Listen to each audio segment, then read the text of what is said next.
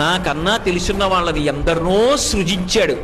ఆయన నన్ను ఇవాళ 4 మాటలు నేర్పి ఇక్కడ కూర్చోపెట్టి తరించరా అన్నాడు. 12 స్కంధములు ఆంధ్రీకరించిన పోతన గారు నేను భాగవతం ఆంధ్రీకరించాను అనలేదు. నేను భాగవతం ఎందుకు రాస్తున్నాను అంటే నా పాపం పోవడానికి నా చేత పరమేశ్వరుడు భాగవతం రాయించాడన్నాడు. కోటేశ్వరరావు ఎందుకు ప్రవచనం చేస్తున్నాడంటే నేను వెళ్ళి శ్రీశైలంలో ప్రవచనం చేశానని గొప్పలు చెప్పుకోవడానికి అనకూడదు.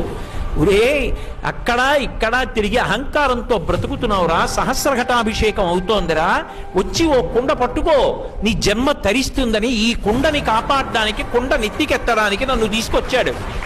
ఈ కుండ నెత్తి మీద పెట్టుకుంటే నిన్ను నెత్తి మీద పెట్టుకుంటాను రా అని చెప్తే రాడని, ప్రవచనం అంటే పెద్ద తెలుసున్న మొనగాళ్ళ వస్తాడని తీసుకొచ్చాడు.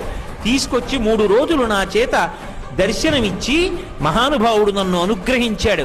నాకన్నా విద్వాంసులు లోకంలో లేరా? ఎందరున్నారో వాళ్ళ పాద ధూళికి నే సరిపోను.